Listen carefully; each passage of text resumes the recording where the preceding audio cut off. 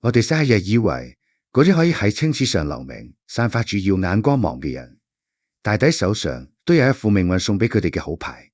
一係出身名門，一係天資聰穎。但如果我哋將歲月嘅時針撥翻去1000多年前嘅宋太宗端拱2年，去睇下嗰個後來被叫做千古第一賢人嘅范仲淹，你就會發現命運一開局分俾佢嘅，竟然係一副爛到冇得再爛嘅死牌。嗰一年佢先得2歲，仲未識得乜嘢叫生離死別。佢阿爸范用就喺徐州嘅官舍入面突然間病逝，屋企乜都冇留落嚟，除咗滿屋嘅冷清，一個行路都仲未穩嘅孤人，同埋一個無依無靠嘅阿嫲。喺嗰個宗族觀念仲如泰山嘅年代，孤人寡母嘅日子比北方嘅寒冬仲要凍。老公死咗，又冇成年嘅壯丁頂南門戶，范家嘅親戚好似被瘟疫一樣，紛紛閂埋大門，冇憐憫，冇伸出援手，只有無盡嘅絕望。望住懷入面嗷嗷待哺嘅仔，阿媽借勢咬碎銀牙，為了等呢個唯一嘅骨肉生存落去，佢做咗一個喺當時要頂住千夫所指嘅決定。改嫁，佢帶住2歲嘅仔嫁俾一個叫朱文翰嘅小官，亦都由嗰一刻開始，呢個2歲嘅細路不單止永遠失去咗阿爸，失去咗原本嘅家，甚至連自己嘅名都被無情地剝奪埋。佢改名叫朱雪。喺之後嘅20多年入面，佢都要頂住人哋嘅城池，喺人哋嘅家族入面過住寄人籬下嘅生活。寄人籬下呢4個字，對於一個慢慢長大嘅細路嚟講，係一把睇唔見嘅遠。到自己朱家嘅條件並唔富裕，本身亦都有幾個親生骨肉懂事嘅佢，或者好早就睇明咗人嘅眼神入面嘅厭煩，知道自己係一個唔受歡迎嘅拖油炮，所以佢由細到大都極其沉默，為了唔想惹人嫌，為了唔想俾阿媽添麻煩。10幾歲嘅佢背起簡單嘅行囊，一句話都冇講，就搬咗入去附近長白山嘅禮泉寺。我哋後人讀史書，總係中意用斷劑畫足呢個成語去讚美佢點樣刻苦讀書。但如果你真係走入嗰間破敗嘅古寺，去睇一睇嗰個喺寒風中凍到發抖嘅少年，你一定會覺得心酸。佢每日只能煮一小鍋結塔塔嘅粟米粥，放喺冬天嘅凍風入面，由得佢結成硬塊。然後拿起都係冰冷嘅竹塊上面畫個十字，切成些嚿，上山挖少少野菜，切幾條野蔥，撒少少粗鹽半一半，朝早吞2嚿，黃昏再吞2嚿。呢個就係佢一整日嘅口糧。野心讀書讀到攰啦，就攞一節骨嘅凍水直接綁塊臉度淋。呢啲係為了考取功名咩？或者係？但係呢個沉默嘅少年心入邊，呢一刻更深切嘅渴望，或者只係想揾個安靜嘅角落，唔使再睇人臉色，唔使再小心翼翼咁樣去求一啖飯食。如果日子就咁平平靜靜咁冇落去，大宋嘅朝堂之上，或者只係會多一個叫朱雪嘅地方小吏。然而命運嘅鐵拳，總係喺人最冇防備嘅時候狠狠砸落嚟。大個咗嘅佢眼見住朱家嘅兄弟們揮霍無度，出於兄弟情分，忍唔住行上前勸咗2句玩嚟嘅，竟然係雞聲眼學到底嘅嘲笑。花嘅係我哋朱家嘅錢，關你乜事？你真係以為自己姓朱啊？呢句話好似一嘅晴天霹靂，將佢20多年嚟小心翼翼維繫嘅世界劈到粉碎。佢天嘴一樣跑翻去乜。騰影下，阿媽喊到收唔到聲，終於將當年老公死咗要改嫁，佢本係姓范祖籍蘇州嘅所有真相1五1十講晒俾佢聽。你可以想象不從感覺嘛？對於一個由細到大苦讀聖賢書，將孝弟念此刻入骨子入面嘅青年嚟講，連邊個係親生阿爸都唔知，仲要改名揾姓，係一重剝皮抽筋般嘅精神折磨。喺嗰一刻，為咗憤怒震驚，交織住一重巨大嘅，終於可以造反自己嘅解脫感，將個受害人徹底淹沒。冇歇斯底里嘅爭吵，亦都冇怨天尤人嘅痛哭，佢只係極其平靜咁解落身上嗰條屬於朱家的腰帶。佢跪喺冰冷嘅地下，向住流淚嘅阿媽重重金合咗幾個響頭。佢抬起頭，眼神入面有一重令人害怕嘅堅決，含住淚輕輕咁講：母親，你喺度站住。係人即刻黐噶，如果考唔取功名，恢復唔到我范家嘅身份，我發誓唔回鄉。嗰晚夜，風挺大，一個無依無靠、孤身一人嘅青年，背住幾卷破書，頭也不回咁行出咗常山縣嘅城門。佢唔知前面等緊佢嘅係乜嘢，佢只係知道嗰個叫朱雪嘅人已經死咗喺尋晚嘅冷言冷語入面，而佢要喺茫茫嘅天地之間最屬於范仲淹嘅名字，一筆一畫咁拿返嚟。經歷咗5年嘅晝夜苦讀，着住衫就瞓，大裝長褲8年，嗰個背住破書痴開常山嘅青年，終於攞到進士嘅身份。佢做嘅第一件事就係上書朝廷，懇求攞返蘇州藩士嘅本姓。自此，大宋嘅朝堂之上多了一個叫范仲淹嘅名字。我哋呢啲喺歲月入面打過滾、食過虧嘅人都明白，木秀於林，風必摧之。喺呢個人情世故交織嘅世道入面，要想穩穩陣陣咁捧住個飯碗，就得學會低頭，學會收聲，學會扮糊塗。朝廷將佢調入京城，安排喺俾個負責考勘皇家典籍。喺滿朝文武眼中，呢個係一個窮酸書生乩代收來嘅福氣。皇帝想咗你一碗安穩飯，你只要乖乖聽話，做個識相嘅花樽擺設就得啦。但佢哋都睇錯咗范仲淹。呢個人骨頭係硬嘅，膝頭哥係彎唔落去嘅。嗰陣嘅汴梁城，名義上嘅主子係年輕嘅宋仁宗，但真正握住生殺大權嘅係垂簾聽政嘅劉太后。天聖7年嘅冬至，劉太后落令要人中皇帝率領百官喺正殿同佢行君臣大禮，叩頭祝壽滿朝文武，包括嗰啲讀咗一世聖賢書嘅宰輔大臣，全部噤若寒蟬。邊個都知道呢個唔係違法，天無二日。邊有皇帝喺朝堂上面向太后行君臣朝拜之禮？但邊個又咁去觸碰太后嘅逆鱗，惹怒咗嗰位執掌大權嘅鐵娘子，丟官事小？叫命保唔保得住都未遲。就喺呢種死一般嘅寂靜入面，嗰個入幾沒幾耐嘅窮書生企咗出嚟，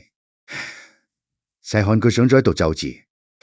毫不客氣咁指責皇帝盡孝係家事，點可以喺說理朝政嘅殿堂上面虧損主上嘅尊嚴？呢個先例一開，天下嘅法度何在？呢度折子好似一嚿巨石砸入咗死水潭，結果呢，可想而知，佢哋毫不留情咁趕出京城，發配河陽。呢個係佢第一次被貶，僅僅因為講咗一句人哋唔敢講嘅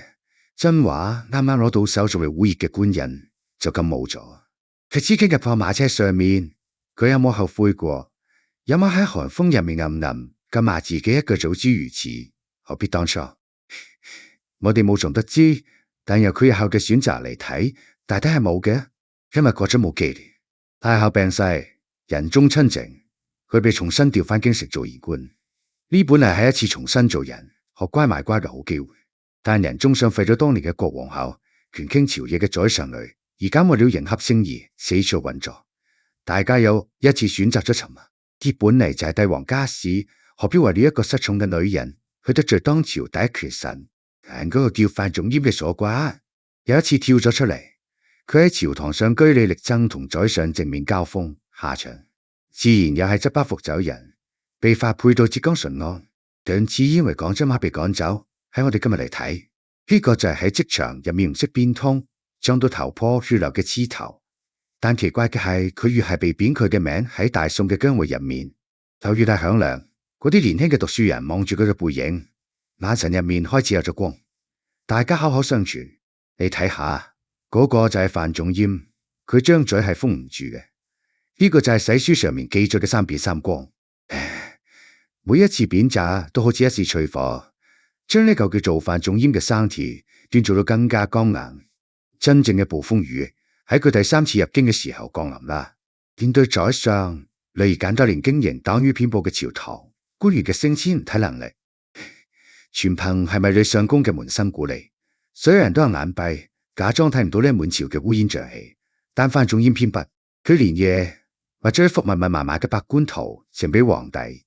佢指住圖上面嘅名，將當朝宰相點樣結黨營私、把持人事嘅遮羞布企喺度粉碎。這一次，佢不單止惹嬲咗宰相，亦都令皇帝覺得佢太過咄咄逼人。於是第3次遭貶，發配去江西饒州。但這一次嘅刺驚，同前2次完全唔同啦。當范仲淹孤零零咁行出邊京城門嘅時候，大批正直嘅官員自發咁跑嚟送佢。有人病緊都要人扶住嚟。更有個叫歐陽修嘅年輕小官，為了幫佢鳴不平，怒罵嗰啲落井下石嘅小人，心甘情願陪佢一齊被貶。呢種係一種點樣嘅力量啊！佢夾硬用自己一次又一次嘅粉身碎骨，喺混濁不堪嘅大宋朝堂上劈開咗一條清流。後來佢同自己嘅人生寫下咗8個字：處命而死，不謀而生。嘅心人靜嘅時候，我哋回望呢個年過三級，總是在咪隨嘅中年人，心入面總會泛起一陣難言嘅酸楚同驚畏。喺呢個世界上，絕大多數人都變咗做向現實妥協嘅聰明人，將稜角磨平，專將馬吞落肚。但總係有咁樣一個唔肯低頭嘅傻瓜，寧願拼盡所有，都要幫天下人，守住嗰條叫做良知嘅底線。如果故事只係停留在朝堂之上嘅，比劉魔王、范仲淹或者只係一個值得敬重嘅孤臣，但時代嘅洪流偏偏要將佢推向更加殘酷嘅磨盤。慶曆元年嘅大宋，表面上依舊繁華似錦，但西北嘅邊陲卻已經被西夏嘅鐵騎踏出咗一個血淋淋嘅大窿。生出頭一戰，上萬宋軍全軍覆沒，西北防線徹底洞開，京城入面嘅皇帝慌啦，滿朝文武亦都束手無策。因為太平日子過得太耐，朝堂之上能寫咁秀文章嘅人多的是，但真係擋得住塞外彎刀嘅人，佢揾唔到幾個。就喺呢個生死存亡嘅關頭，被貶出京城已經4年嘅范仲淹，接到了朝廷嘅急召。第一年佢已經51歲啦，呢個係一個知天命嘅年紀，放喺今日一早應該喺度含飴弄孫，安享晚年。佢大半世攞嘅都係毛筆寫嘅，係死書五經段嘅，係家長裏短。但是到詔書嘅第2日，呢個文弱嘅書生竟然一句話都冇講，就放落咗江南嘅筆墨，換上一身冰冷沉重嘅鎧甲，星夜狂奔，一頭扎進咗往沙漫天嘅延州前線。你可以想象嗰個係一副點樣嘅畫面嗎？一個11日咳嗽、身體並唔算強壯嘅老人，企喺塞外凜冽嘅秋風入面，面對住滿目瘡痍嘅邊關，同埋嗰啲被打到失魂落魄嘅殘兵敗將。後來嘅史書上，總係中意連篇累牘咁誇讚佢喺西北點樣力挽狂瀾，點樣撕毀皇帝下發嘅死板陣圖，點樣收足大順城，令到西夏人聞風喪膽，感嘆軍中有一番西茶文之驚破膽。但撇開呢啲宏大壯闊嘅戰爭敘事，如果我們把目光拉近，去睇下嗰個喺黑夜裏點燃嘅篝火，你將會見到一個自然不同嘅范仲淹。嗰度冇羽扇綸巾嘅從容，亦都冇談笑間檣櫓灰飛煙滅嘅瀟灑，有嘅只係大時代之下無數小人物身不由己嘅深沉悲涼。深秋嘅塞外，風好似都指一樣刮喺塊臉度，天上大雁正哀鳴住向南飛，連一刻都唔肯多逗留。夜幕降臨，四面八方傳嚟咗蒼涼嘅號角聲。范仲淹企喺生滿芳草嘅孤城上面，望住遠方嘅長煙落日，提筆寫落咗一首叫《漁家傲》嘅詞。佢入面有一句，哪怕過咗1000年，讀起嚟依然令人鼻酸。濁酒一杯家萬里，燕兒未勒歸無計。都係點樣嘅一杯酒啊？喺嗰個滴水成冰嘅寒夜入面，51歲嘅范仲淹端住粗糙嘅酒碗，望住3個營地嘅將士，嗰啲縮喺角落度瑟瑟發抖嘅後生仔，係邊個家入面嘅仔？又係邊個嘅老公？佢哋本來應該喺江南嘅水鄉度耕田，係自己家嘅軟炕頭掹穗，但而家卻要喺呢個荒涼嘅戈壁灘上，隨時準備將條命填進無底嘅戰火入面。將帥無能，累死3關，朝廷軟弱，百姓遭殃。呢場仗唔打，大宋嘅江山不保打。填入去嘅全係一個個鮮活嘅肉身，同埋背後支支破碎嘅家庭。香館悠悠傷滿地，人不寐，將軍白髮征夫侶。風沙吹白咗將軍嘅頭髮，寒霜打濕咗征夫嘅衣甲。喺呢個漫長到好似冇盡頭嘅長夜入面，冇邊個係高高在上嘅英雄。大家都只係一群想家蛋回不去，想喊卻只能吞落肚嘅普通人。個眼角嘅淚係幫自己流嘅，亦都係幫天下蒼生流嘅。呢個就係真實嘅范仲淹。佢嘛去咗戰爭嗰層所謂保家衛國嘅壯麗外衣，毫不掩飾咁寫，捉咗人性嘅脆弱同戰爭嘅殘忍。佢用呢聲壓抑喺心底嘅嘆息話俾我哋聽，大時代嘅每一粒灰落喺小人米嘅頭上，都係一座鹽走嘅大山，而佢正陪住佢哋一齊喺呢座山之下，苦苦地熬住。如果話西北嘅風沙耗盡咗范仲淹嘅大半條命，咁隨之而來嗰場短暫而慘烈嘅輕力新政，就幾乎抽乾咗佢靈魂入面最後嘅一絲力氣。55歲嗰年喺內憂外患嘅逼迫下，宋仁宗將佢緊急召回京城，面對病入膏肓嘅大宋，佢冇同自己留半條退路，拿出了得罪全天下權貴嘅新政方案。結果等緊1年多啲，新政夭折，那些當年同佢並肩作戰嘅兄弟歐陽修、富弼、韓琦，嗰一夜之間全部被趕出咗朝堂，流落天涯，而佢自己亦都拖住病體趕轉嚟到咗偏遠嘅鄧州。這一年佢58歲，雖快皆罷，肺病纏身，時不時喺冷風中劇烈咳嗽。喺世俗嘅眼光入面，呢個係一個徹底輸晒底牌、被權力中心永遠放逐嘅失敗者。但是歷史嘅奇妙就在於，他總係中意在最絕望嘅廢墟上開出最震撼人心嘅花。千百年來，無數中國人朗誦住《愛楊樓記》，腦海入面總會不自覺咁浮現出一個極其浪漫嘅錯覺。一位仙風道骨嘅老人家行難遠迢，企喺氣象萬千嘅岳陽樓上，迎住800里洞庭嘅浩蕩秋風，揮毫潑墨。但這只係後人一廂情願嘅想象，真實嘅歷史殘忍到令人不忍卒讀。58歲嘅范仲淹根本就冇去過岳陽樓。到個秋天，佢枯坐喺鄧州略顯破敗嘅官署入面，昏暗嘅油燈下，擺住一幅老友滕子京遊幾百里外嘅嚟嘅洞庭秋晚圖。滕子京比佢仲慘，因為俾人誣陷，一路狂貶，差點連到命都丟喺流放嘅路上，最後被刑到咗巴陵郡。兩個滿身傷痕、被時代拋棄嘅老頭子，隔住千山萬水，用一封信同一幅畫喺深夜入面互相舔搣住傷口。范仲淹望住幾歲嘅秋水長天，腦海入面浮現出嚟嘅，難道真係洞庭湖嘅美景嗎？不，佢見到嘅係自己呢一生嘅滿目瘡痍，係長白山破廟入面嗰碗凍到生爛嘅冷粥，係汴京城門外嗰3次連夜執包袱嘅狼狽，係延州城頭上嗰隨風飄落嘅白髮同將士嘅眼淚，係新政夭折之後兄弟們被發配天涯嘅淒涼背影。佢呢一生究竟圖啲乜嘢呢？一次次被罷黜，一次次被扣喊，一腔熱血洗喺朝堂上，換嚟嘅卻係君王嘅猜忌同同僚嘅暗酸。換做任何一個人到咗呢個年紀，個心一早應該死咗，一早應該看破紅塵，獨善其身，寫幾首風花雪月嘅閒詩去安度晚年啦。但佢偏佢喺嗰張破舊嘅書桌前拿起筆，好似一個遍體鱗傷嘅老兵，喺人生嘅絕境入面發起咗最後一次反擊。佢寫落咗嗰句經驗咗千年嘅話：不以物喜，不以己悲。我哋後人讀呢8個字，總覺得嗰是一重超然物外嘅闊地彈舌。當你明咗佢嘅半生蒼涼，你先會明白呢8個字入面滴住點樣嘅血。呢度邊度係輕飄飄嘅釋然？呢個係一個被命運反覆按喺泥水入面摩擦嘅人，在冒過咗無數次希望同破滅之後，咬住牙長嘆出嘅一口氣。如果仲喺度扶過人嘅榮辱得失，如果仲指望皇帝嘅賞識同天下人嘅理解，呢一顆心一早被油衰踩爛1萬次啦。既然連個人嘅悲喜都已經放低咗，咁呢句殘軀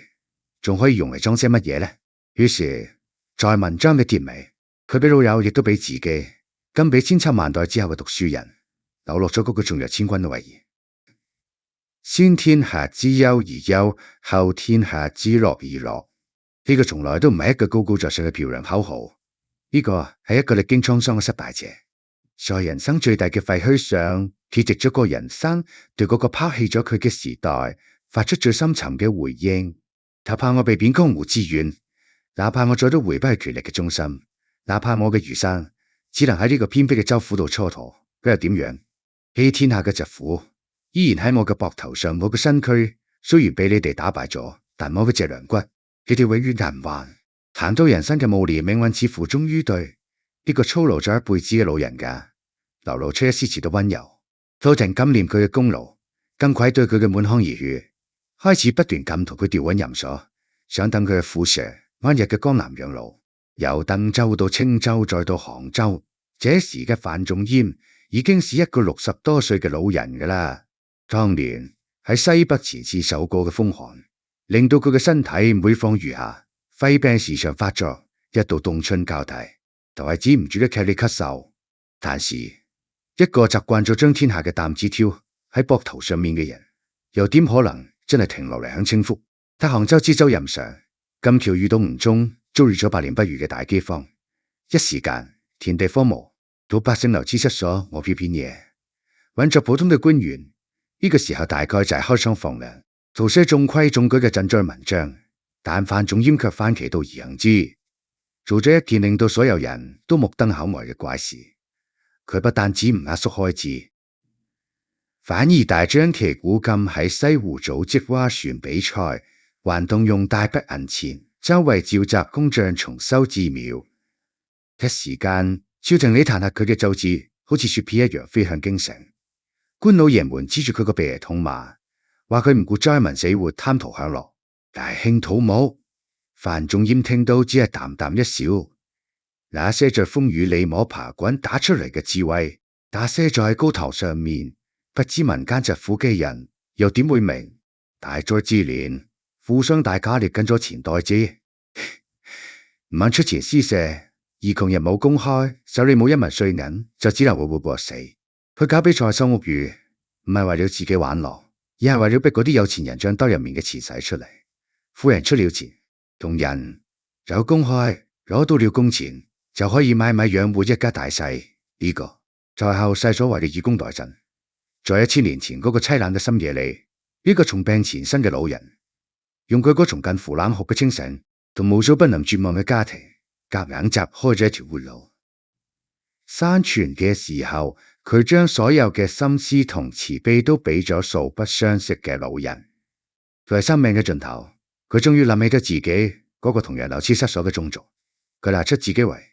官基10年存落嘅全部積蓄，在故鄉蘇州舊買了1000畝良田，創立了范氏義莊。無論貧富，只要係范氏嘅後人遇到疑難，都可以嚟到呢度得到節制。呢個制度在此後嘅800年裏，歷經王朝更替、宗族更序，從未斷絕。他好似一把巨大嘅傘庇護了無數個好似佢當年咁樣無依無靠，在風雨中瑟瑟發抖嘅苦孩子。但佢自己過嘅係乜嘢日子呢？史書裏只有冷冰冰嘅幾句話：平時食飯，只要屋企冇客人，飯桌上絕對見唔到兩個分菜佢嘅老婆同仔女，飲食同衣衫勉勉強強只能溫飽。佢空有一世顯赫嘅聲名，卻到死都冇能同親生骨肉留低一座似樣嘅大宅，一文多餘嘅家產，郎有4年命運嘅輪盤，終於轉到咗最後一格。64歲嘅范仲淹抱病奔赴榮州，行到徐州嘅時候，佢再都行唔動啦。佢躺喺徐州破舊嘅病榻上，聽住窗外淅淅瀝瀝嘅寄語聲，唔知喺嗰個呢流嘅深夜，佢會唔會諗起62年前嘅嗰個夜裏，嗰一年佢先得2歲，亦都係喺徐州嘅官舍入面，佢嘅親生爸爸突發疾病驟然猝逝，嗰個人嘅死等一個2歲嘅孤人變咗做孤兒，被逼跟住阿媽改嫁，改名換姓，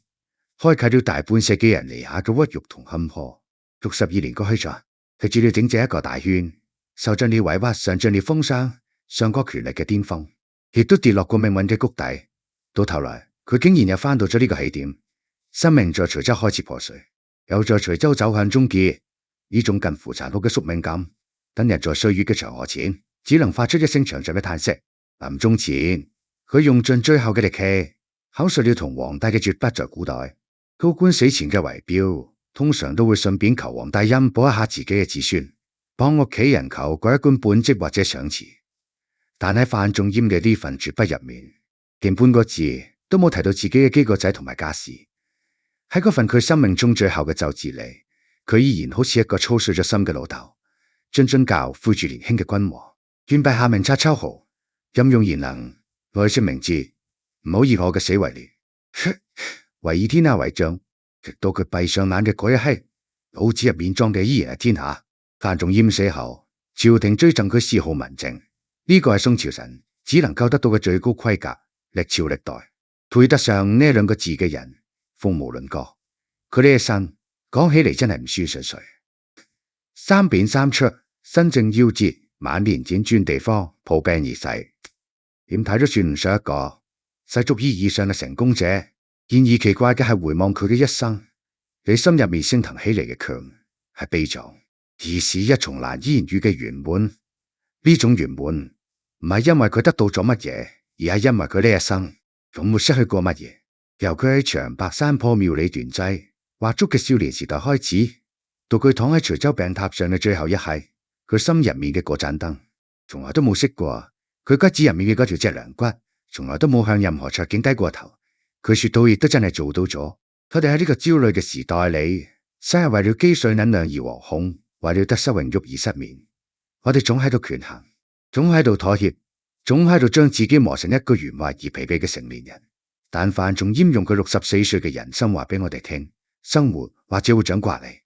時代或者會拋棄你，但只要你心入面嘅嗰個執仲喺度，只要你冇弄丟最初嘅自己，咁無論喺廟堂之高，定係喺江湖之遠，你都係自由嘅。成敗得失嗰些事俾人睇嘅，而問心無愧，善留俾自己嘅。今夜完，我哋都可以喺呢位老人家嘅故事裏放低嗰些無謂嘅糾結同內耗，哪怕聽日依舊有風雨，至少在今夜，等我哋枕住呢份千古同悲嘅釋然安然入睡。